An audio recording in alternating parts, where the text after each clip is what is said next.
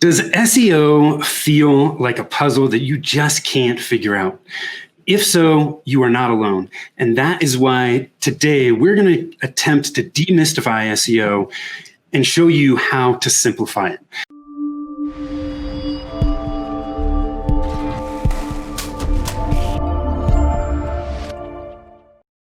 Hi, I am Tim Fitzpatrick with Rialto Marketing, where we believe marketing shouldn't be difficult. All you need is the right plan. I want to thank you so much for taking the time to tune in today. I am super excited to have with me Lorraine Ball from Digital Toolbox. Lorraine, welcome, and thank you for taking the time to be here. I am so excited to be here. Thanks for the invite. Yes, absolutely. And I know we before we jumped on, we were talking about kind of our marketing philosophies, and I love the fact that we share very similar philosophies about marketing. You got to focus on those fundamentals first, and then you can start to get tactical. So I'm really looking forward to digging into how we can simplify SEO. But before we do that, I want to learn more about you. But I want to also I always like to start things just off with kind of a fun fact. What are you looking forward to in 2021? 2020 was a strange one. What are you looking forward to this year? I'm really looking forward to getting back out and traveling. That's my happy place. In between work, I really like to get on the road. I love to travel internationally. I have a feeling that's going to wait for 22, but we've got some road trips for the second half of the year. My husband's never been up to New England. I want to do the Pacific Northwest. That's on my happy place for 2021. Okay, that sounds fun. So for me, I'm an outdoors person. I love getting out, being active. One of the things that my family and I did last summer for the first time was stand-up paddleboarding, and it was so much fun. So as we bought stand-up paddleboards on a Thanksgiving Black Friday special. So we are really looking forward to getting out and doing that over the summer. Obviously, I'm in Colorado, so I'm not stand-up paddleboarding right now. But come May and June, we will be, and we're looking forward to that. So sounds great. Yeah, I think no matter what's going on, we got to find things to look forward to. That's for sure. Mm-hmm. So tell us a little bit more about you, your background, what you're doing at Digital Toolbox. I know you also have marketing agencies. So just tell us a little bit more about that. So the short answer, because I could talk about myself forever, and we don't have that much time. I'm a former corporate marketing girl. I started Roundpeg, which is a digital agency today, as a traditional marketing agency 19 years ago. And we morphed into digital as digital became kind of the thing. And one of the things that I found along the way was a lot of the companies we were working with really weren't quite ready to hire a company. They just needed to learn more. Yeah. And so the Digital Toolbox really grew out of that need in the marketplace for small business owners to get basic questions answered, to learn more. And so the Digital Toolbox is a community. There's a Facebook group. We have an online learning portal. A lot of the resources are free, and it's just a great place for me to share a little bit about what I've learned about marketing over the years. Awesome. Yeah, I know one of the things I find is so many people are just battling information overload when it comes to marketing. They're feeling overwhelmed, and that's not a good place to be. You just can't create solid plans from there. And so, yeah, making it simple, demystifying marketing is a great thing. Mm-hmm. And it's much needed. So, well, awesome. I appreciate you sharing that. So let's dig into what we're going to talk about with SEO today. And I know SEO, God, it is a rabbit hole that you can go down. There are so many moving pieces. People talk about on-page SEO and backlinks and directory and citations. I need reviews. It's like, oh my God, what the heck do I do?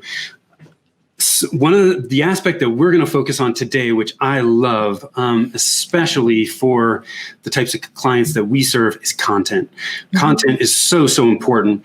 So let's start by just talking about what is content-based SEO.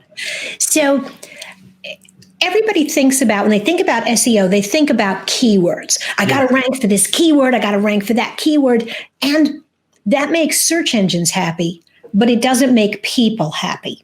And at the end of the day, if you're not making people happy, the search engines will start to ignore you. And so what content-based SEO really does is it steps back and says, okay, what is it that people need from my website? When they go to Google, they're not looking for a word anymore. They're typing in phrases, they have questions, they have needs. And so building your website and building your SEO plan around creating content that meets the needs of your customers and your visitors, ultimately search engines will pay attention. And I'm going to kind of little short, really quick story there. Probably 10 years ago, I had a lot of friends who were in the SEO business. They were all doing these white hat and some black hat tactics. And I looked at that and said, no, we're just going to put out content. And there was this day that Google came out and said, we are going to be prioritizing content over keywords. Two of my friends' businesses ended overnight. Yeah.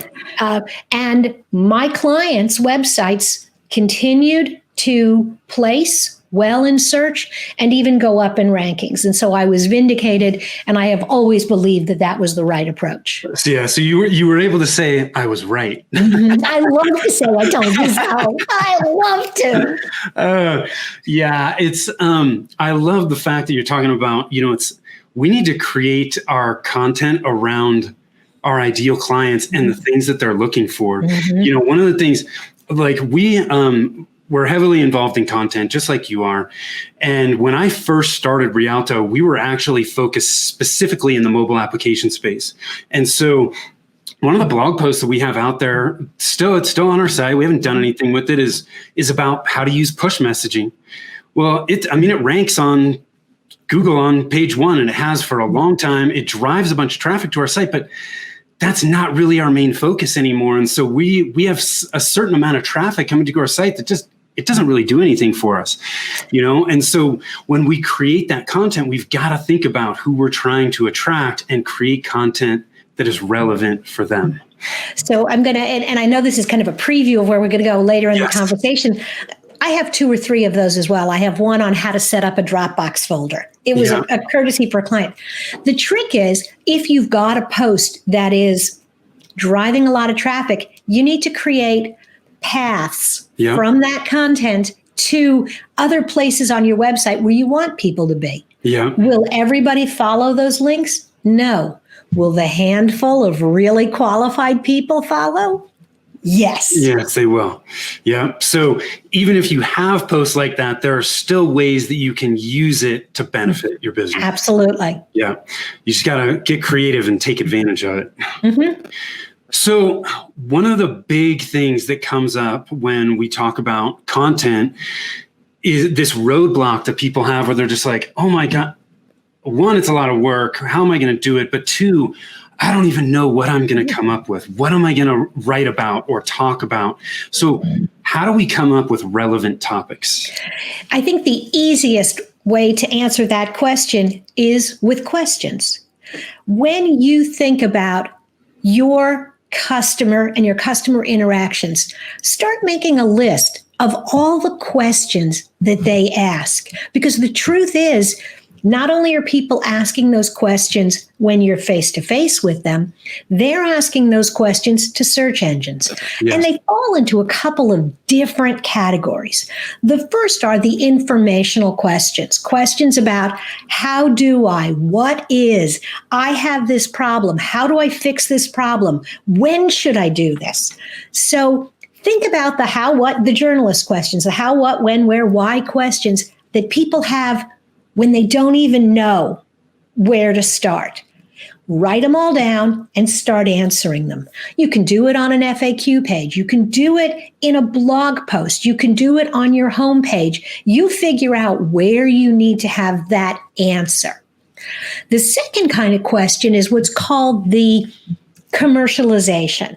And these kind of questions, this search intent is really focused when people kind of know, I've done some reading. I know I want a high efficiency furnace, but do I want a carrier furnace or a ream furnace? Yeah. And these questions tend to be comparing X to Y.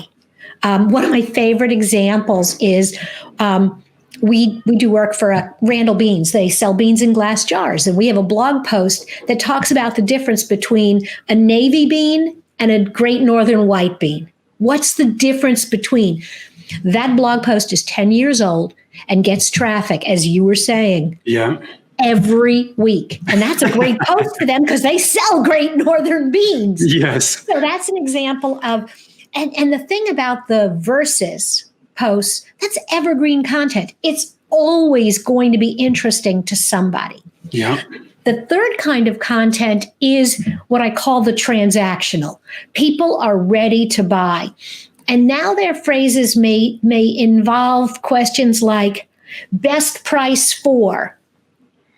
And it may also include geographic markers.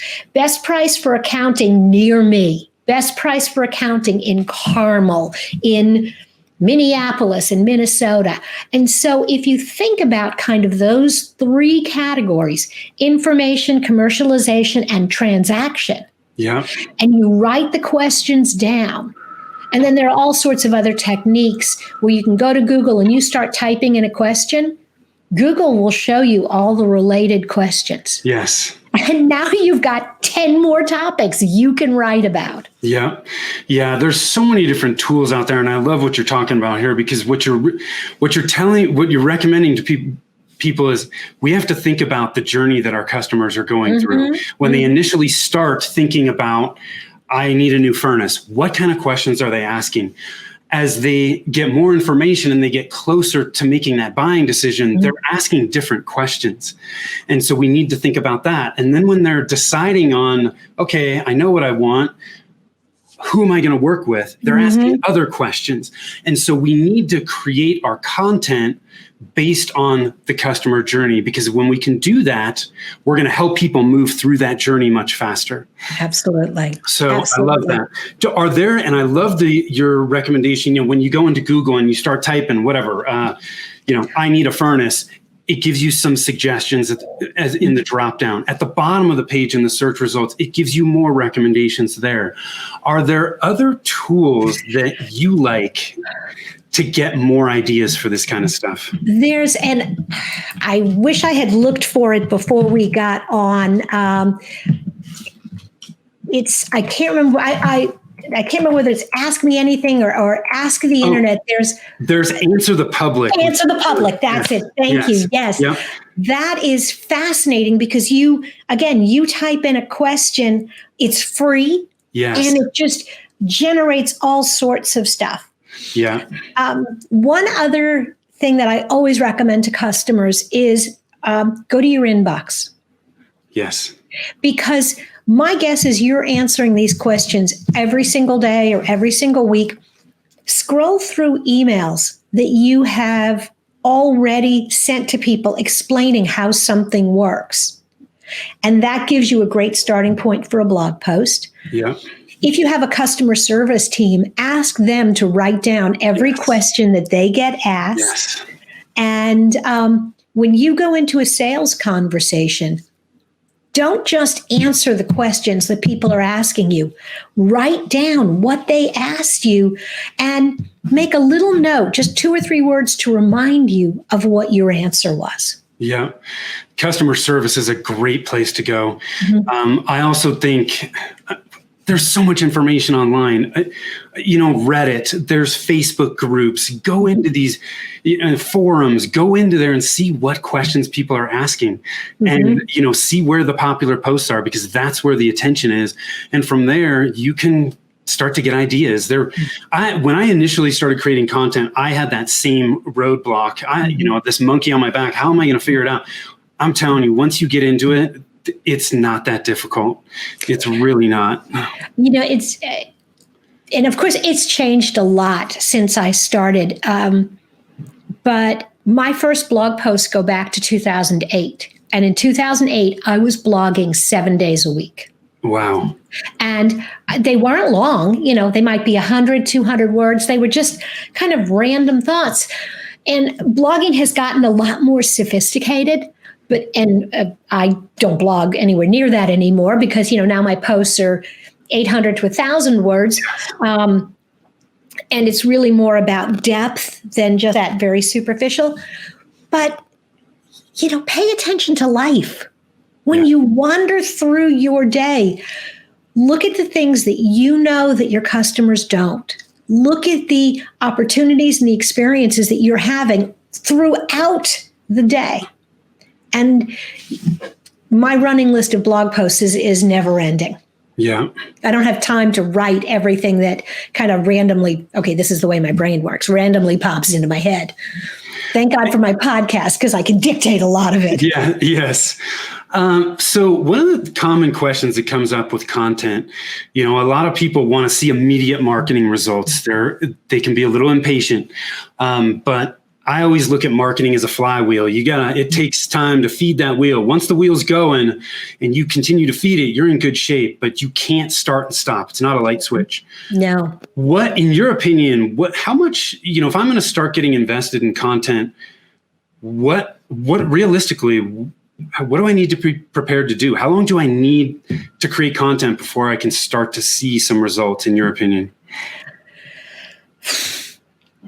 I have told clients that a good content marketing program that includes several blog posts a month, email, social media, you're typically going to start breaking through in about 3 months. You're going to really start seeing it paying off regularly in 6 months. And then as long as you keep it going, you're really going to start to see that return. Yeah. Every now and then, I had a client, the very first blog post we wrote for him just blew up and went viral and really opened up the door. That's the exception. That is not the rule. Yes.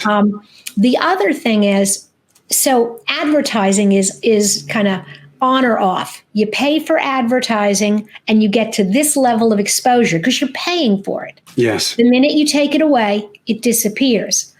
In contrast, you have content and it slowly creeps up. And then there's that moment that it passes and now you're getting more exposure for your content. You're organic than you're paid. Yeah. One of the metrics that I look at for a healthy website is how much traffic is organic, how much traffic is direct, and how much traffic is paid. And in my mind, your organic traffic should be twice as much as your direct traffic. Yeah. Because that means there are twice as many people who don't know you, who are looking for you, than people who know you. Yeah.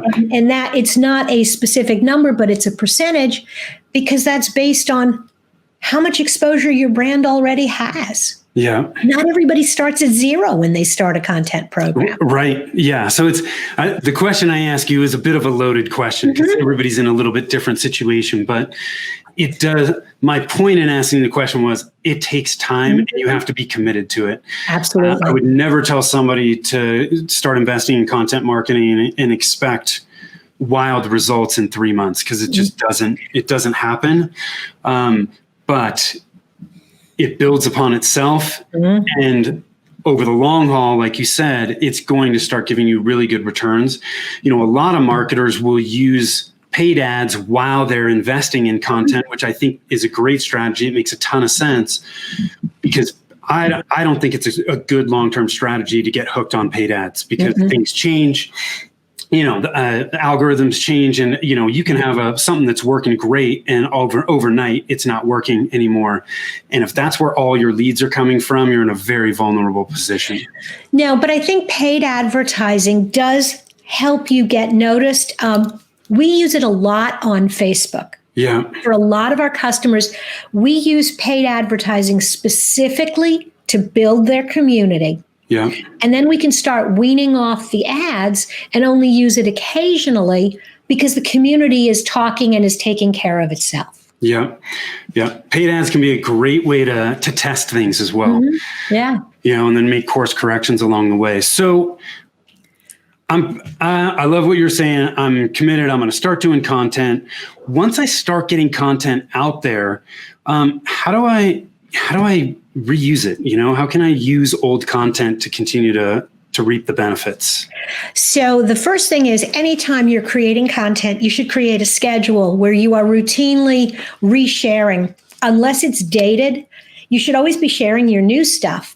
But you should also have that old content that keeps going back in your rotation, because maybe your blog post had 100 or 200 views, right? It was a great blog post. 200 people saw it, but you have 2,000 followers on LinkedIn.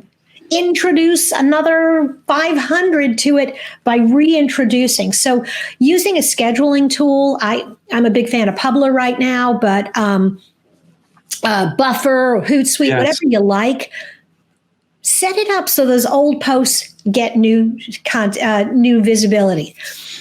But then the other thing is what I call reoptimization. And I've got a spreadsheet. Let's go ahead and pull this up. Yeah. I am a fan of Neil Patel. I think he's brilliant. And he argues that the days of writing 5 blog posts a week are over. Write one new one and go back and re-optimize the old one. So what we do is we'll pick the original blog post. We put the URL so we can figure out where we are on it. Maybe we change the title. And then there's a list of all of these things we can do to beef it up. We can add new text. At a minimum, if you have a blog post that was a good blog post, maybe it used to get a lot of traffic and it doesn't anymore, or maybe it just fell off the radar screen for some other reason, you want to add 100 words at a minimum, 100 words of new content. And that sounds a little daunting, but quite honestly, simply the phrase, this post was written in 2018. And although some things have changed, the core information is still valid. As you read through, we've highlighted where we've made changes. Boom, you're 50 words in already. Yeah. So 100 words. You want to add a photo, and it can't just be a stock image. Don't waste any time on that. But if there is a relevant image or a graphic, we've actually started adding at the bottom of a lot of our blog posts a pin-shaped graphic that looks like our featured image, but it's there and it serves 2 purposes. We title that image with the title of the blog post or the keyword, so it gets indexed in the description. And then because we're sharing on Pinterest, it's easy to grab the images and pin as well. Yeah. You want to make sure that if you have images on your site, you add alternate text. You want to have an internal link. And this is where I was talking about bleeding from one site page to another. You want to link from one page.